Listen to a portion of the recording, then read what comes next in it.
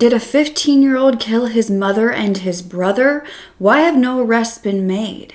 And how did a couple obtain 21 children through surrogacy only to lock them in a mansion?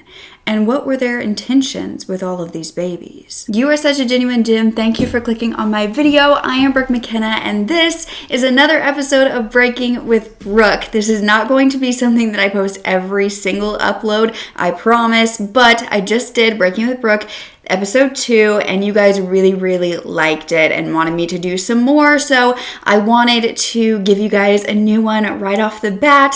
Plus, I found these 2 cases that have just been uncovered in the news, and they are absolutely crazy, and I wanted to make sure that I got them out to you as soon as possible. So I will leave a playlist link down below of other Breaking with Brooks, and I would really love if you would subscribe to this channel, and I would love if you would sign up for the Genuine Gem newsletter so I can personally send you a video every single time I upload, and you never have to miss an upload. A quick mention for our sponsor, Every Plate, who allows me to continue telling these stories. Every Plate is dinner for everyone without the high price tag. They are the #1 most affordable meal kit that shows up at your door with everything pre-measured. No thought needs to go into it, and you can get dinner on the table in 30 minutes or less.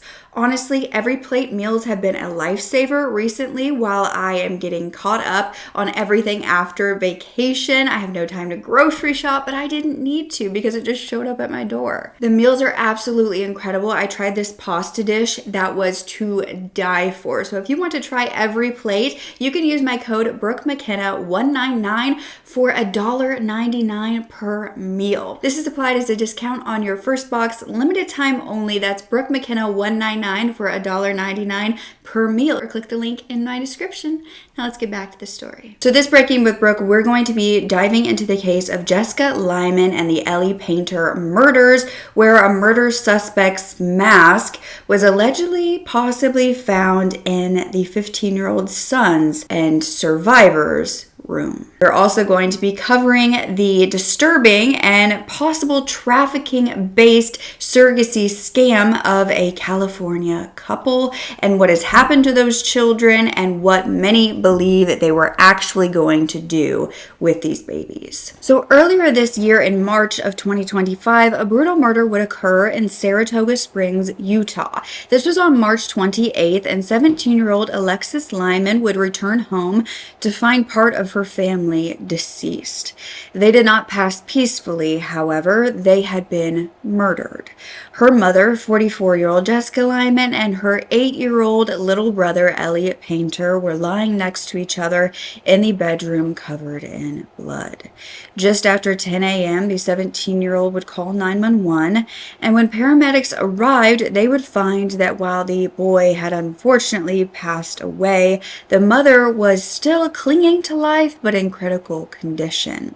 She was rushed to the hospital, and investigators would find that Jessica was a mother of 3 children, 17-year-old Alexis, who found them, 15-year-old Noah, and those 2 were from a previous marriage that she was in, and then her 8-year-old son, Eli Ronan Fox Painter, was with the man that she was currently in a relationship with, Jason Painter.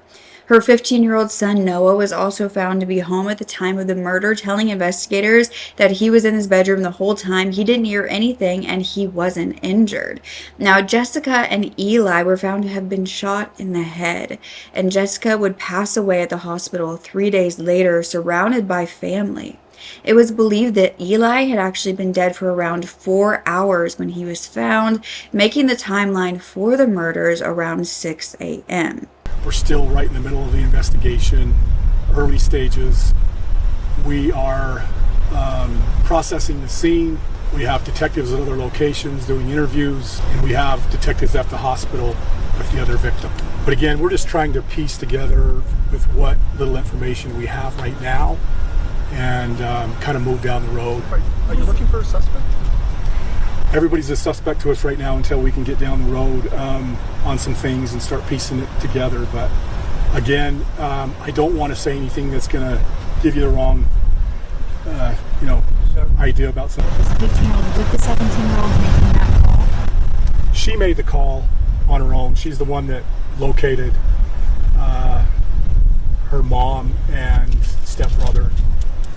15-year-old was just in his room when we came in. So as far as we know, they had been in the house and just woke up here. How are they doing? I mean, after something like this, do they have family that's taking care of them? Are they? They do have some family. There was a previous marriage, and that father is with the 17 and 15-year-old. We're a growing large city, and these things seem to happen a little bit more often than they used to. I'm sure if you go back and check your records, you'll see that we've had a couple major incidents like this over the last couple of years. But really, I don't want to comment on that stuff right now. Focusing on this one, and we're going to do the best we can to try to piece together what happened here today. The ex-husband and his partner, I don't know what their relationship is, show up, and they were helpful and gave us a little bit of information. They were concerned about, it was the father of the 15 and 17-year-old, and so obviously they were concerned. So we let them see their kids, and then they've been with them ever since, and with a couple of our detectives, and we're doing some interviews with them. Autopsies confirmed that Eli died from 2 gunshot wounds to the head and Jessica died from 1 gunshot wound to the head. Jessica was born on March 26th of 1981 in Provo, Utah. She studied psychology at Utah Valley University. She was working as a human resource officer, an account manager, a project manager, and in 2001 is when she started her career.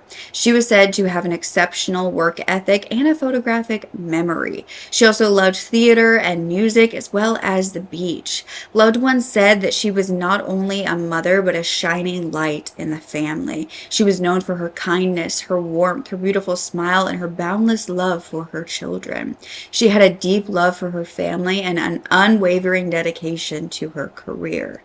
She was always cheering on her children and fiercely advocating for them, and she treasured creating special moments for each of them. Recently, she had taken Alexis to a Sabrina Carpenter restaurant, and she took Noah to a flying lesson and surprised him with it on his 15th birthday, and she would often take Eli to the trampoline park. Her family stated she will be remembered for her kindness, resilience, and the profound impact she had on those around her. Her big, beautiful blue eyes were as unforgettable as her generous heart. Eli was only 8 years old. He was born on February 14th, 2017 in Orem, Utah.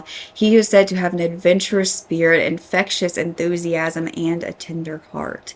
He was only in 2nd grade at Riverview Elementary. His father stated that he was an incredible young man and was everything to him. Eli talked all the time about his classmates. He loved going to school and he loved his friends.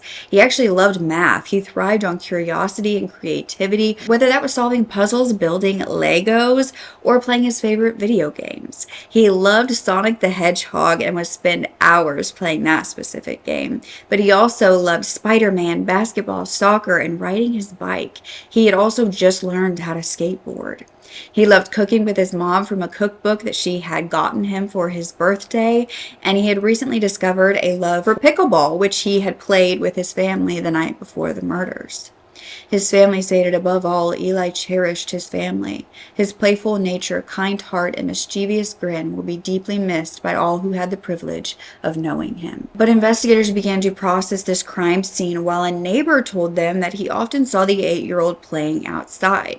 This neighbor, Jaden Bradley, would also give over his security footage for around the time of the murder that would show their home. This neighbor had found that this footage has showed more than one person outside of their house on the early morning hours of March 28th when they were found.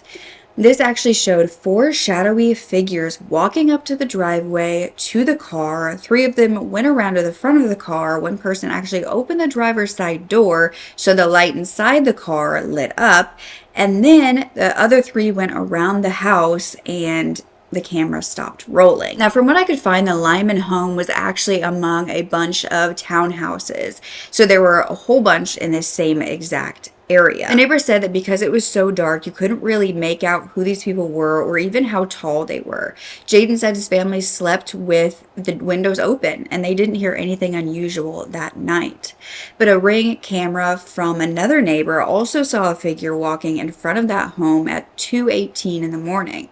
This video, again, was too far away to see the details. Now, neighbors theorized that this could have something to do with the nearby Jordan River and urged investigators to search that area. The Cove at the Jordan River, which was basically a community clubhouse, stated that they were gathering any information for anyone who might have seen something that night or that early morning.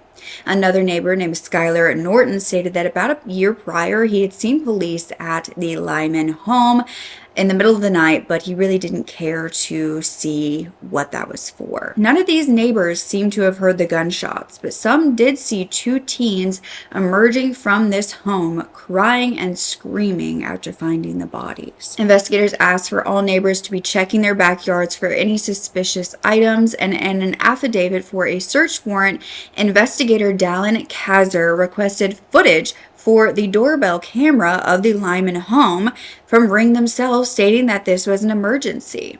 Police claim that a representative from Ring actually declined to send any footage due to a perceived lack of emergency. They did, however, claim that there was an account at that address under an email belonging to Jason Painter, who was the mother's boyfriend and Eli's father. Jason was not believed to live at this home at the time. A Ring spokesperson then doubled down on this, stating that if a company believes in good faith that there is danger of death or serious physical injury of any person, federal law authorizes emergency disclosures, but they determined that was not the case here. Police were saying that they believed that this Ring camera right in front of their home had better footage of the figure seen from the neighbors' cameras at 2 a.m. So 3 days later, Ring was sent a warrant for this video, and they were legally obligated to send it over on April 7th, which was 9 days since the murders. A former detective claimed that police were likely focusing on emotional connections to the mother and son's murders, as murders are seldom, if ever, random. Now, investigators were able to locate the father of the eldest two children, Alexis and Noah, and the ex-husband of Jessica. And Jason Painter ended up taking these two kids into his custody, and he was also said to be working with law enforcement. He gave them any information that they wanted. There was also no signs of altercation or forced entry inside the home, and no weapon was found either. Next to the victims' bodies was a phone that belonged to Jessica, and it was said to contain missed messages from Eli's father and her boyfriend, Jason. However, they were also going through it to find if there was any further evidence that would link to the crime. The community then held a memorial event at the elementary school Eli was attending. They released a sea of balloons in honor of the mother and the son. Nearly a week after the murders, no suspects had been identified, though police said that they did not believe that the public was in danger. Neighbors, however, were terrified with no arrests being made. By May 28th, 2 months since the murders, no movement was occurring in this case, or so the public believed. Neighbors began to claim that they hadn't heard news from police in weeks, and they just wanted to stay updated. Around this time, Assistant Chief Bill Robertson released a statement saying that there was nothing new to pass on to the public other than the fact that they had several leads in the homicide investigation, but due to the sensitive nature of the case, no further information was going to be released. However, on July 7th, very recently, 4 months after the murders, warrants were unsealed in this case. They were found to have been filed on April 8th, 2025, so only 10 days after the murders, and they had been sealed to protect the investigation until now. These would release a barrage of information and evidence and a possible suspect. This revealed that 2 .22 caliber shell casings were found at the scene, as well as 2 BB guns inside the home, but no other guns. Police did not believe they had found the actual murder weapon connected to the murders. This warrant also was requesting data from Apple for an iCloud account of another family member. Now, the footage of the unknown individual walking to this home that neighbors had said that they had given to investigators was detailed in these warrants. And this actually showed the person going in and out between houses on the victim's street. They captured homes across Willowbrook Lane and Silvercrest Drive, which eventually intersects with Willowbrook Lane, where the Lyman home is. One of the gaps between those houses on Silvercrest Drive is where the person actually they exited. Then they walk only yards from the Lyman home. There is a gravel path that is basically parallel to the townhomes where they lived, and their home could have been accessed from that path from a gate or over a vinyl fence and through their sliding glass door to the basement. At one point, the individual pauses and puts on what appears to be a white mask. Another clip shows someone exiting through the gap in the fence around 2:30 a.m. and returning about a half hour later at 3 a.m. But no one was ever seen leaving again. Investigators stated that they found that sliding glass door to the basement was unsecured, but they had not dusted for fingerprints in that area. But this is when the disturbing information was going to be revealed, because the warrant stated that Jessica was found with her pants down around her knees, and doctors at the hospital where she was taken was very concerned about the condition in which she was found and the possible DNA and dried semen on her. Crime scene technicians had examined the bed, and this was in the room where the victims were found, and they located dried semen on the sheets. In the bedroom, investigator also found sex toys, lubricant, and fishnet stockings. As they searched the rest of the home, they would come to another room in a state of disarray. There were 2 BB gun pistols, plate carriers, magazine pouches, several pairs of female panties, a handwritten note about forensic evidence stating DNA, firearm testing, and another note stating, "This is a murder story." This was the bedroom of Jessica's 15-year-old son, Noah Lyman. Investigators would soon realize that an item that they had noticed but hadn't collected because they didn't believe it had anything to do with the investigation was possible crucial evidence in that bedroom. A second search warrant would collect a white and brown mask from the teen's bedroom. A mask that eerily resembled the mask that the unknown figure in the surveillance footage had put on. Clothing found in his room was actually identified as belonging to his mother, Jessica. Now, 15-year-old Noah had spoken to investigators when the bodies were found, informing them that he had been taking a nap in his room and didn't hear anything. Now, when investigators asked if there were weapons in the home, he said he wasn't aware of any guns in the home. Investigators noted at this point he had not been told by EMS or police that this incident involved a gun. Both Noah and Alexis, the surviving siblings, would be taken to the Children's Justice Center for interviews. Noah stated that he had stayed up really late the night prior on his phone, which is why he was still napping that next morning around 10. When investigators dove into the forensic evidence of Noah's cell phone records, they would find disturbing messages to none other than his mother. In one message, Noah wrote, "I wish I died in your stomach. Wouldn't have to put up with you." And F off, H word, as well as shut up witch, I'm more happy when I'm not around you. And do you know how insignificant you really are in my life? Very insignificant. Along with shut the F up, can't hear you, womp womp, and you're so effing mentally ill. Do you need to learn how to shut your mouth? And I don't like you, go away. Once this information was released, the warrants were unsealed. Neighbors were horrified as much as the public. It's revelatory. It is.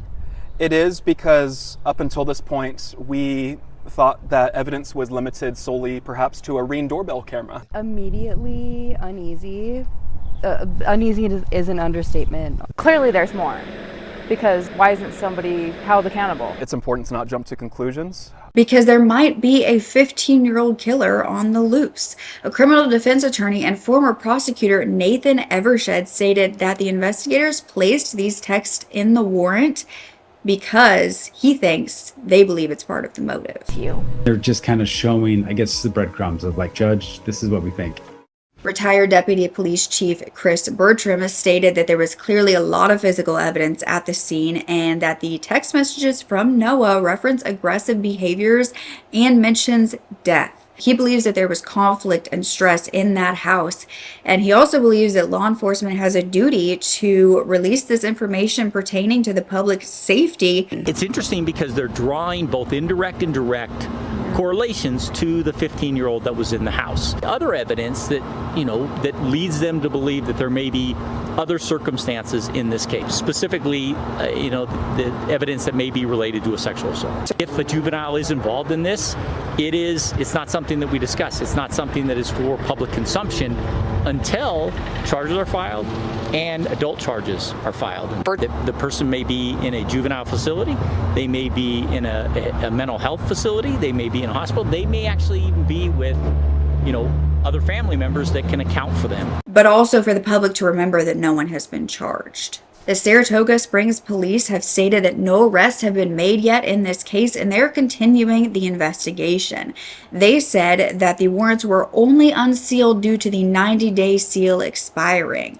The family has released a statement saying, "Not a moment passes that we don't feel the weight of this unimaginable loss. Our family is forever changed. While we continue to wait for answers, we remain hopeful that justice will be served and those responsible will be held accountable. Jessica and Eli deserve justice, and even the smallest detail could help law enforcement in their ongoing investigation."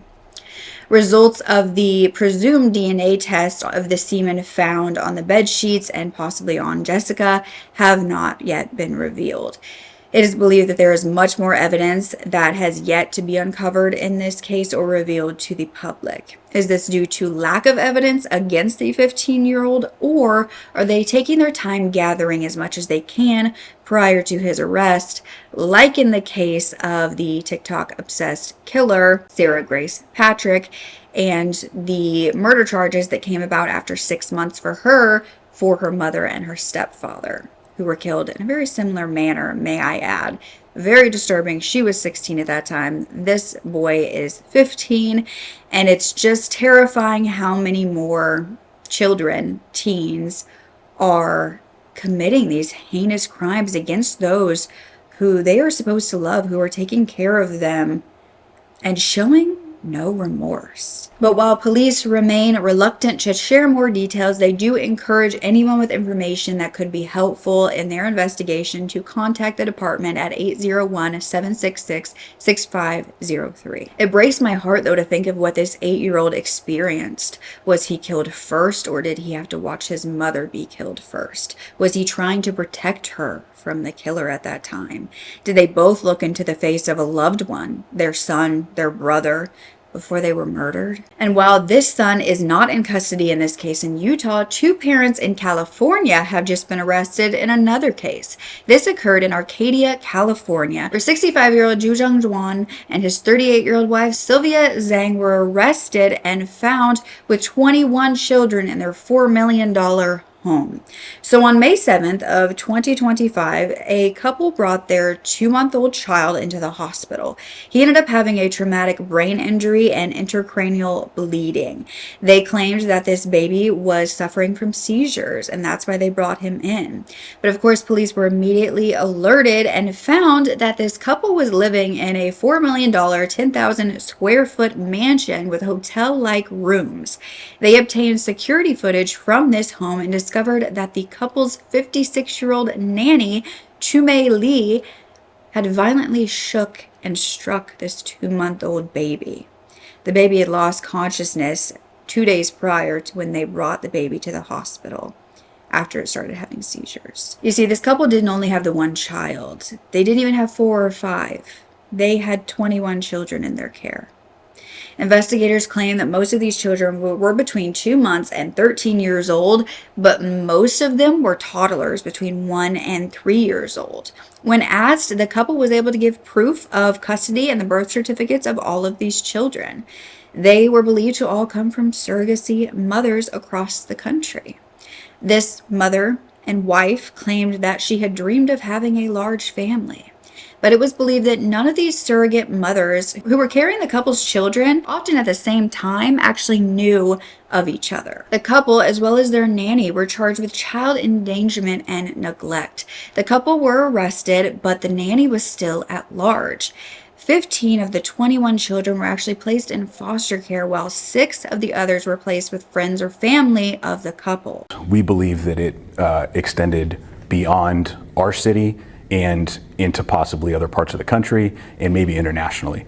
We discovered numerous children, 15 children to be specific, ranging in ages from 2 months old to 13 years old. Many of the children were birthed through surrogacy and then the male and female at the residence took legal guardianship of those kids. But investigators claim that the entire home environment was strange, with the hotel having an opening like a hotel lobby with this giant desk and even a clerk.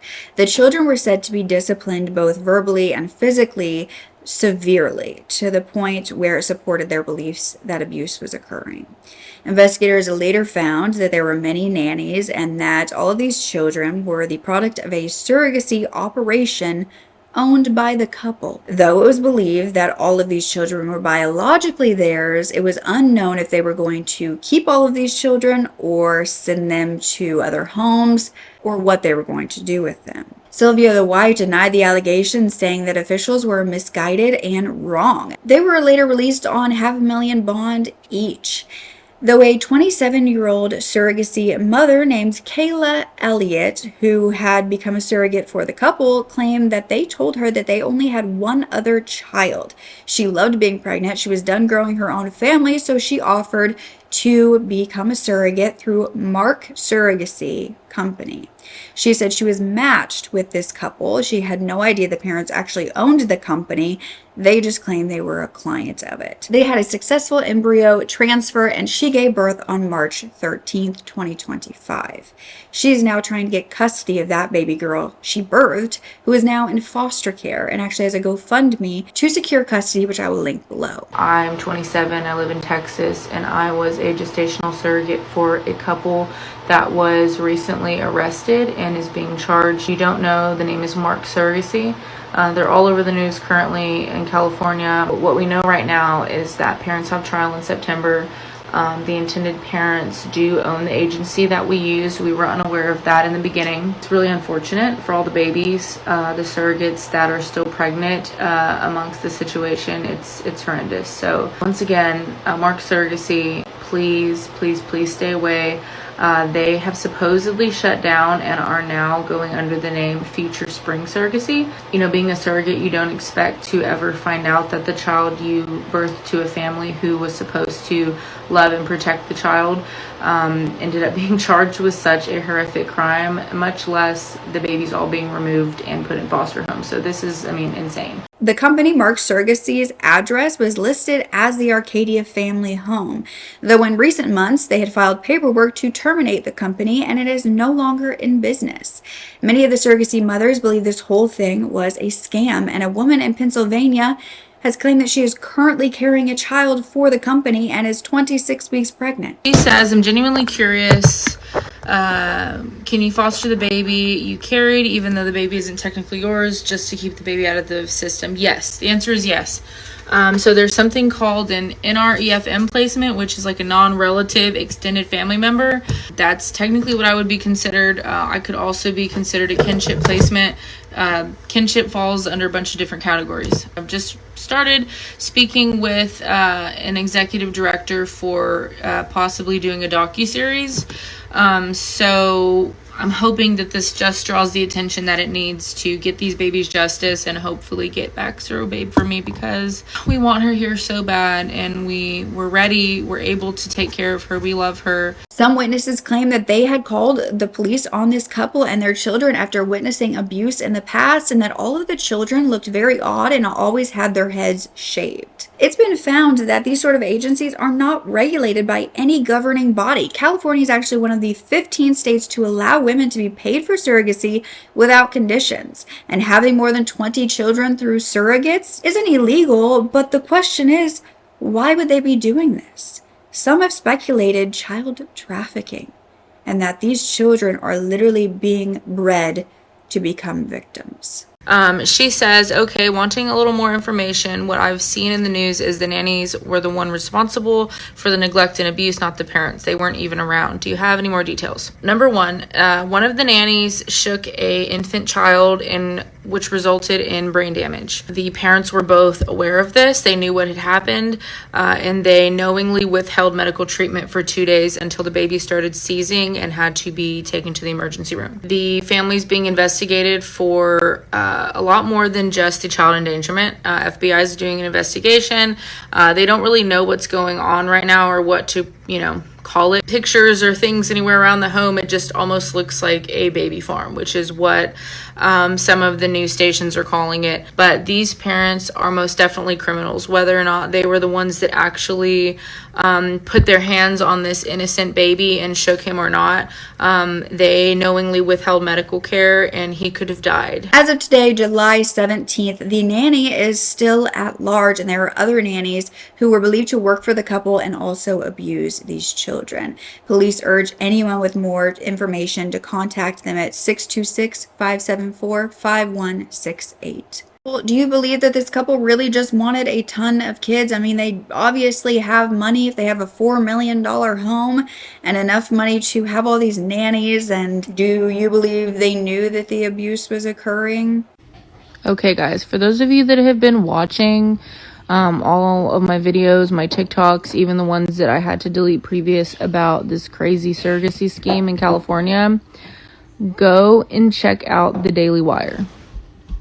They finally did a interview with myself and I guess a few other people from law enforcement that have finally brought this to light, guys. It's happening. I mean, it doesn't really make sense to me that you have so many kids that you have to have a bunch of nannies to take care of them. But maybe that's because she didn't really want to raise the kids because she knew that they were not going to stay with them. That is it for our third installment of Breaking with Brooke. Please let me know what you think about these two cases. I was absolutely baffled reading both of them. I really hope that we get more answers in the case of Jessica Lyman and Eli Painter. I do want to remind you that it is early in that investigation, and while these search warrants were revealed and unsealed, that does not mean that we have all of the information that the police have. It does not mean that they've even named Noah as a suspect at this point. He is still a minor and no charges have been made yet in this case.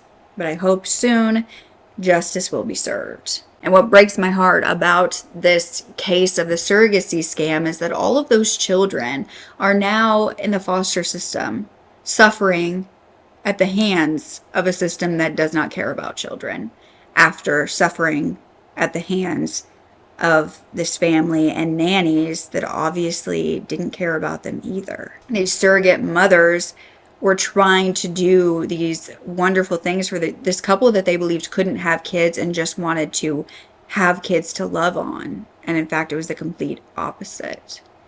Do you believe that surrogate mothers should have rights to these babies now that they're in foster care, even if they're not biologically theirs? But don't forget to speak up. Your voice is powerful enough, and I love you to absolute pieces. Okay.